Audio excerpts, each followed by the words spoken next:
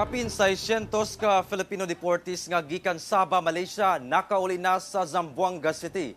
Kini ang unang batch sa Filipino deportees nga gipapauli karong tuiga. Samtang gipangandaman na sa DSWD Region 9 ang pag-uli sa uban pang batch sa Filipino deportees. Ano ang report ni Krisa Dapitan? Sakay sa barkong MV Antonia, miabot sa Zamboanga City ang 680 ka mga Filipino deportee nga gikan Sabah, Malaysia. Gikan Pantalan, gidala sa Department of Social Welfare and Development Center ang mga deportee aron mahatagan og paunang ayuda sama sa medical assistance, hygiene kits, mga pagkaon ug psychosocial first aid.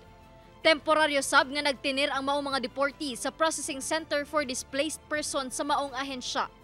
Gisugdan na sab nila ang pagsuta sa hinungdan sa pagtinir sa maong mga deportee sa Sabah. We also tap our social workers, see any possibility sa baka sila po ay naging victims din po ng trafficking, which can be one of the reason kung bakit po sila nandoon sa major challenges din po kasi nito is yung reason kung bakit po sila napapadpad doon is because number one, lack of livelihood, opportunities, goal nila no to help their families. Dugang sa ahensya, sagad kuno sa mga deportees naggikan sa nagkadayang lugar sa Bangsamoro Region. Nakig-koordinar na matud pa sila sa local government sa maong rehiyon. Sa karon, hinay-hinay nang nanguli ang ubang deportees sa ilang tagsa-tagsa ka probinsya. Sumala sa DSWD, kini ang unang batch nga miabot sa syudad karong tuiga. Nakatakdang duna pay moabot nga laing batch sa Enero 25 nga gibana-banaang anaa sa 800 ug gilaumang magpadayon kini matag semana.